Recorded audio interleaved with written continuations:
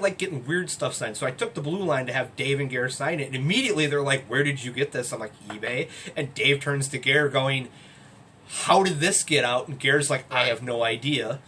And then I'm like, "Oh yeah, it's got the pencil corrections." And Dave's eyes got a little bit bigger, like, okay, they got the book, they corrected the signatures, they sent it back to Prini, and then they got destroyed, is what Dave thought. So obviously somebody was hanging on to them. Right. And so you wonder what else is out there. Well, and that's, I mean, I stopped going on eBay and type it in Cerebus because it got to the point where I'm like, I can't afford that, I can't afford that. I really want that, but I can't afford that. I absolutely could afford that if no one bids on it, and it's like the Ral Partha or Citadel miniatures, whichever company it was that did the bootlegs. I've wanted one of those for years. I think I know someone that had them back in the 80s when they were new. Like, I think my comic book store had ordered them and had them on the shelf, and somebody had bought them and painted them because they thought they were neat. And it's like, I kind of want to, I could ask my friend, hey, do you still have those? And if you don't want them, could I buy them from you? And then it's like, yeah, but again, pack rat, my kids aren't going to care, Right. It's just going to end up back on eBay in 20 years. I can just leave it on eBay and it can stay there. Yeah. I mean, did you see what the Pope statue went for? No. 1,700. I was flabbergasted. I was at Space one year exhibiting with Dave and Garrett at the next table because it was them, Jeff Seiler doing Service Readers in Crisis, me, and then the next table over was supposed to be T. Casey Brennan because they were going to fly him in so that he could do the convention, and something happened with him and he didn't show up. But I'm at the end of the row. It's Dave, Gerhard, Jeff, me, and hold on a second, and so then I'm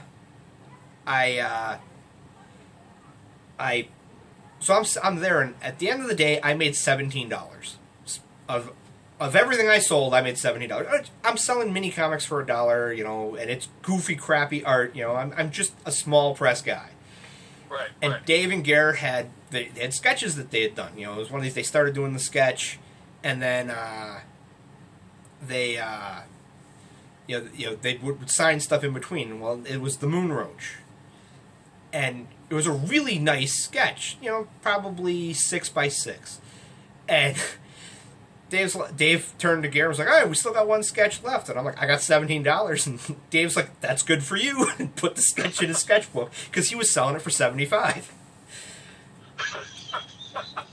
Oh, man. And I think Gerhard remembered that because a few years later, they did the Ye Books of Cerebus stop in Salt Lake City. And my wife and I drove 25 hours one way to go to this art show that we'd previously seen in New York, and I told her that before we left the house, and she swears I didn't.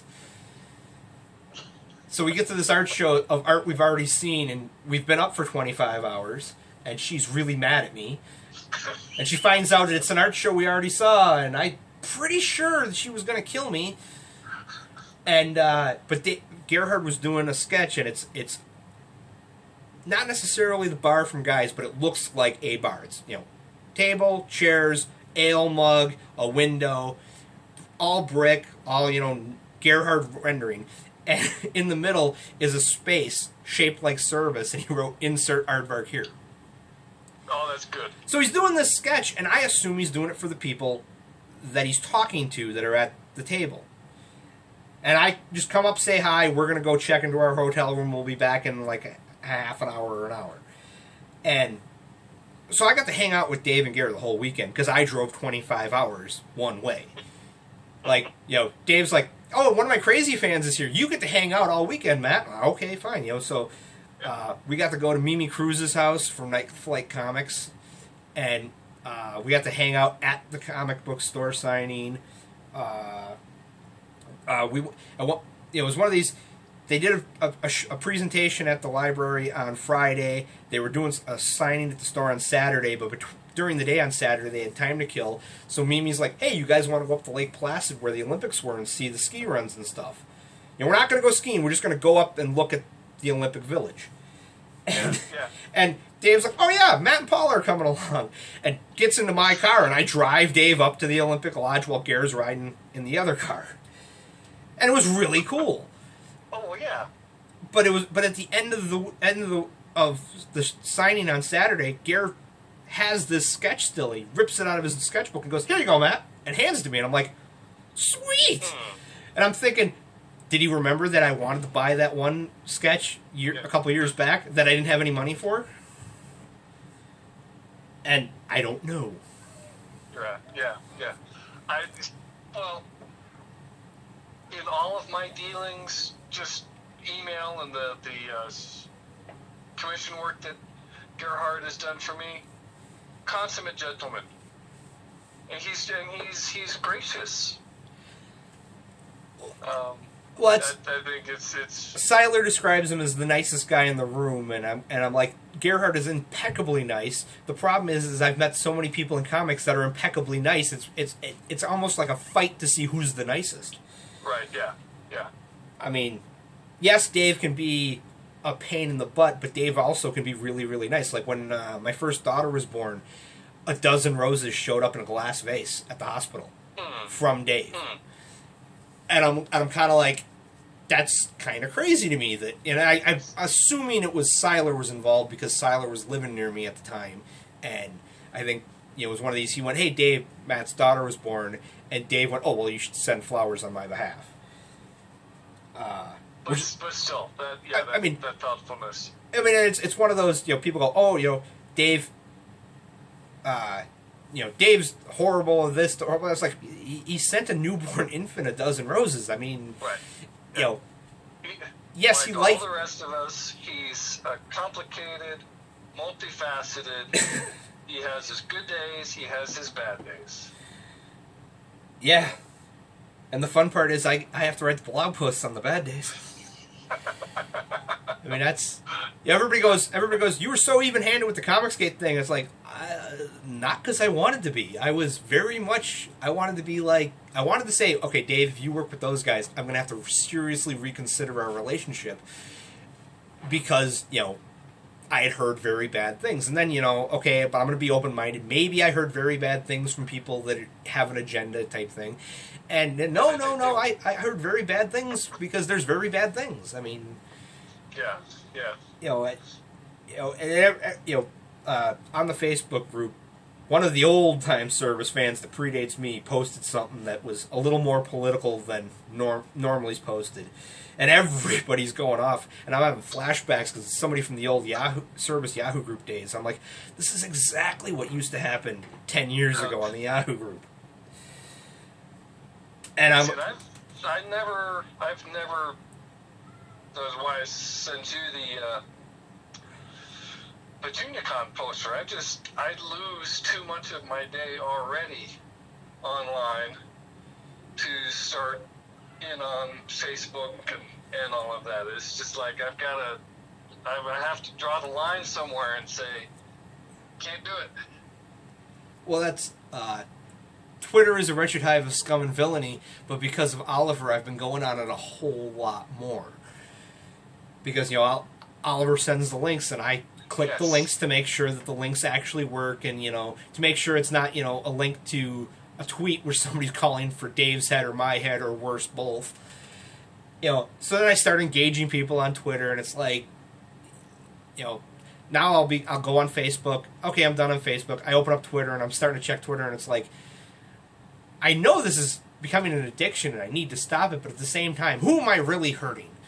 Just because I'm staying up an extra half hour at night, reading my phone instead of reading a book.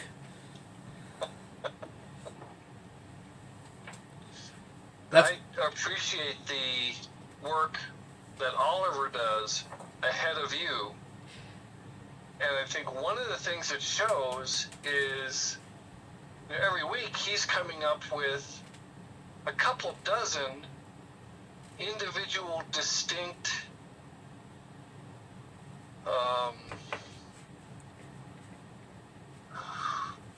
references to Dave or Cerebus. He's got I believe he's got a Twitter alert set up so that on Twitter, anytime somebody mentions Dave or Service, he just gets an alert, and that's how he's getting all this stuff, which is cool.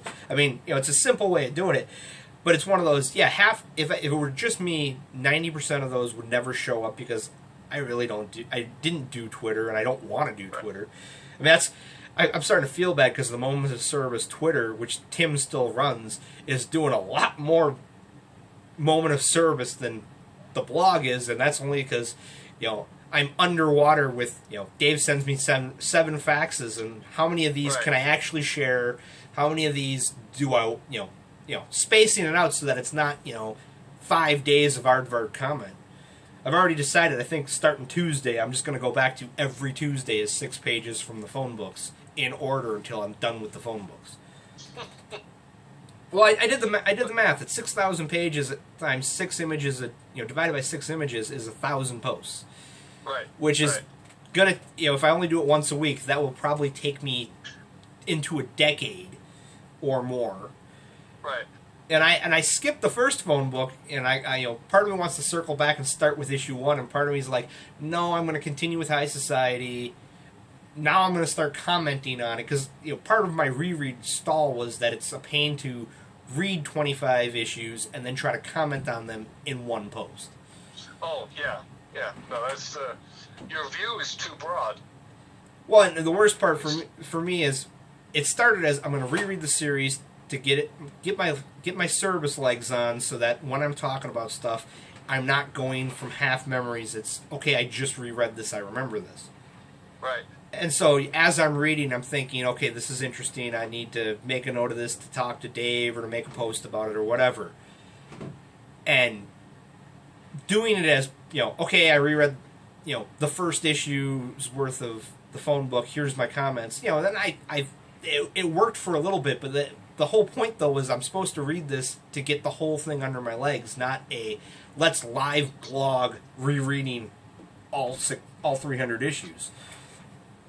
And, I because I was off of work for a couple months because the kids were home from school and I was homeschooling them. So it was one of these, Dad, can we go out and play? Sure, you guys go play in the backyard. I'm going to sit in the garage in the shade and read Service. Yeah. And just power through. Because the whole idea here is I want to get, I just reread Jaka's story, and there's 2 things with Oscar in there that I may have noticed in the past, but I didn't really think about it. But now with my blog eyes, I'm like, oh my God! Like, one of them is there's a couple of things with the narration for the Jaka's story half of it that don't quite add up. Like the way I initially thought of it when I caught it was Dave cheated, and I was starting to mentally write this long, kind of angry blog post about, hey, Dave cheated, and I caught him cheating, and this is how Dave cheated. And then I'm like, no, and because I thought about it more, and it's not that he cheated; it's that Dave presented us with a scenario. We assumed that it was the scenario as Dave presented, and then he changed the scenario without us realizing it. Yeah, I could see. Well, what happens is Oscar gets arrested. Jaka gets arrested, but the narrative continues. And yes, Oscar does say at one point that he's ahead in the story and he's circling back to write the dancing bit. But then, at the end of the series, or at the end of the phone book, there's more narration of Jaka that can't be written by Oscar. And it's the bit at the end where she's looking out the window and there's only the one bird. Okay. In the phone book, when she's young, she looks out the window of her apartment in Palnu, and there's a flock of birds off in the distance, and how she wishes she could fly away with them. At the end of the series, or at the end of the phone book, there's one bird in the same image, and Dave has said that that's very much the metaphor for Jaka's story. When she was young, she had infinite possibilities in front of her. At the end of the phone book, she now has one possibility of what her life can be. But so that sequence is formatted the way the rest of the Jaka story segments are, which are written by Oscar. But this particular one can't be written by Oscar because of the fact that she's back in Palamon. Right. In Flight and Women, Dave uses the same typography and the same layout to talk about Jocko. And again, Oscar can't be the one writing this. But we, as fans, were trained when you see one single image next to a block of text in this font with the stylized first letter, it's quote unquote Jocko's story, and it's talking about Jocko. And then in Mines, he does the bit where Cerebus is crawling towards the door to the suite on Pluto, and he's got the same, he's doing, he played us. We think that this is, we know this is about Jocko because it fits the Jocko format, but the Jocko format was supposed to be just Oscar. So I catch this, and I'm like, oh, you got us. And, it's one of those, I didn't notice it, or I did notice it, but I didn't notice it until this last reread. And the other thing is, when they're painting the Guffin, Oscar's talking to Rick about the Black Tower Empire, and if I'm reading it right, the Black Tower Empire was the female pope during Astoria's trial. So how does that tie in? Because when Oscar's talking about the history of Guffins, that the upper city had a matriarchy, and the way he's talking about it, he's implying that the Black Tower is the Tower of Skulls that grows in Est. Okay. And it's one of those. I mean, it's. I gotta post the pages, and because if you read them, and then there's other pages from various parts of the series that if you read them, if you look at them all in sequence, it's laying out that Oscar's talking about the Black Tower Empire. The Black Tower Empire was this Mountain of Skulls. I'm trying to think there. I mean, in Magic King, Anyway, Poe at one point talks about the fall of the Pickets caused the fall of the Black Tower Empire, which destroyed all the magic in the world. I mean, it's one of those, everybody talks about Dave was building up this elaborate world building, and then he jettisons it at the end of Mothers and Daughters. And it's one of those, the scene in Jocko's story is a major linchpin tying everything together, and I don't think so much that it's Dave jettisoned the storyline. I think Dave tied it up into a pretty bow and then had another 100 issues to fill. Right.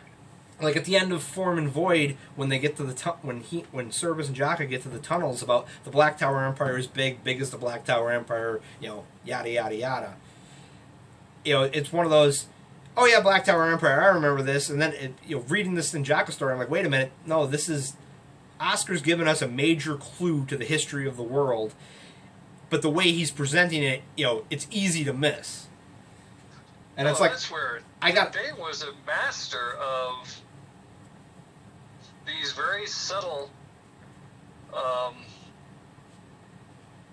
signposts, and it's almost like things that he built into the story just for his own satisfaction.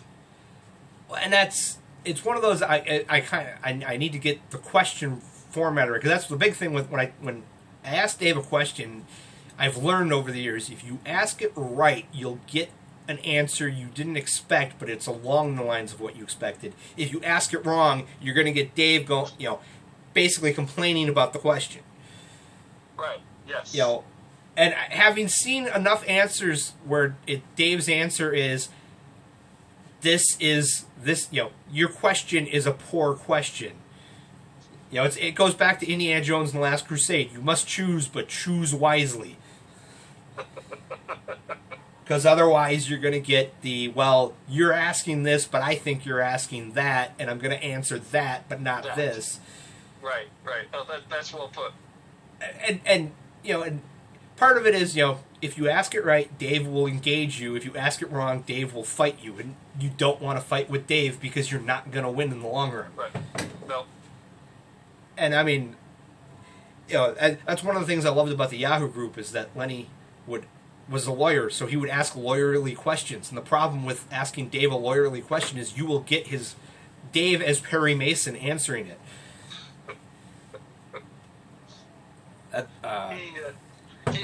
He is thorough.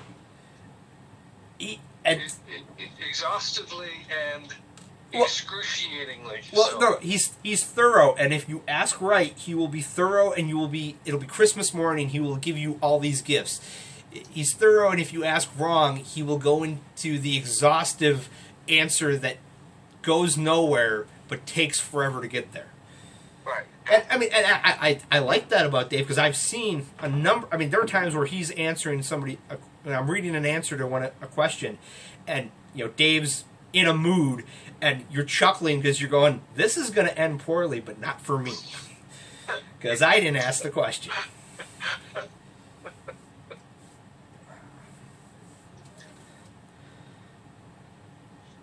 Hang on a sec.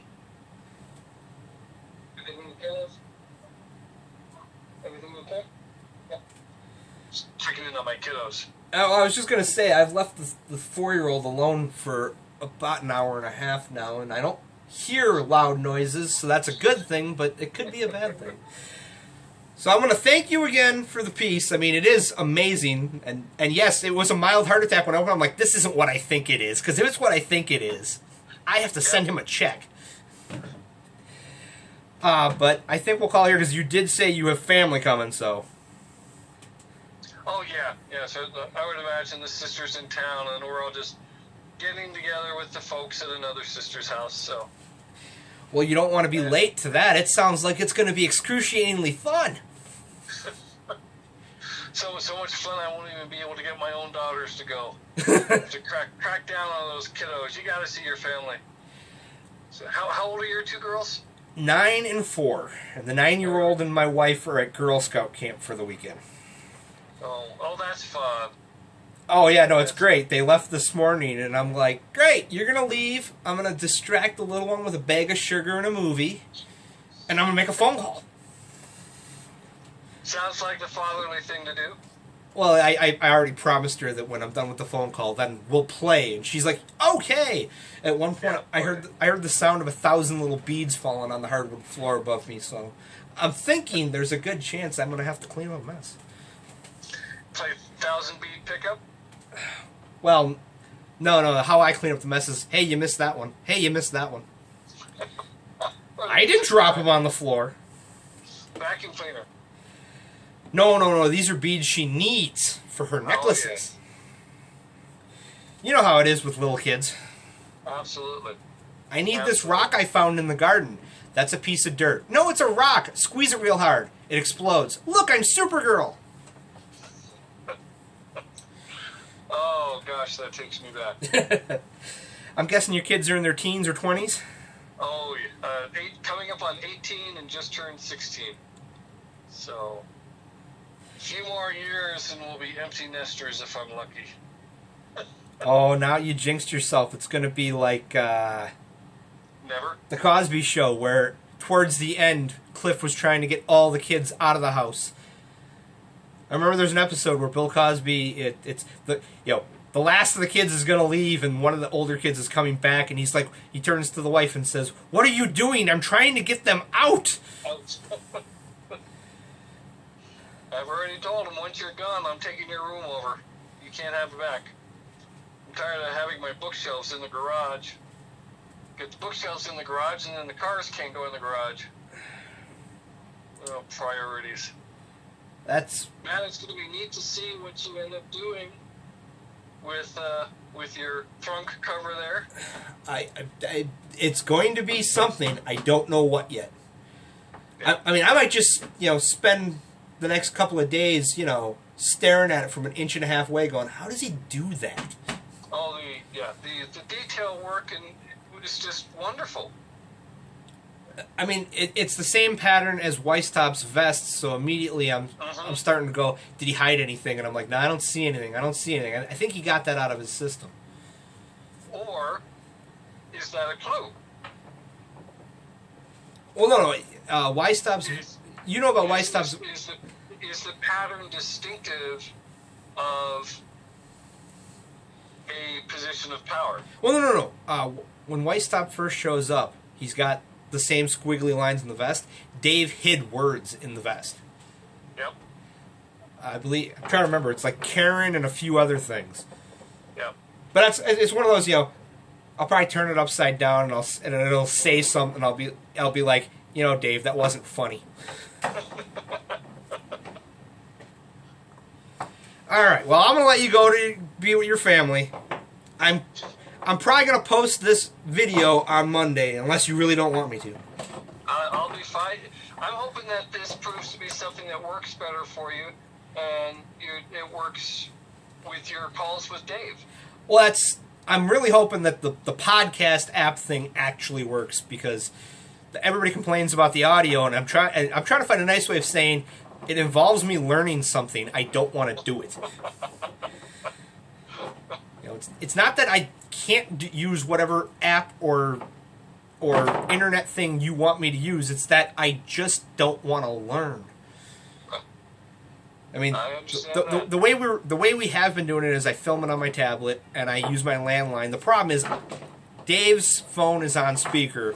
If I put him on speaker, now you're on double speaker. Oh, yeah. I'm hoping that going through my cell phone, even though I'm on speaker, it's going to be, one less generation. I don't know. The other one is I don't know if Dave's phone's going to like calling my cell phone. He's had trouble in the past calling my cell phone. So there's a good chance he might call my phone, it might not work, and please hold might turn into, you can fax me one question and I will answer one sheet of paper. It would take less time. I mean, or the other option is that I beg and plead with Dave, if we buy you a cell phone, would you turn it on once a month? Right. And you're not going to give anybody else the phone number.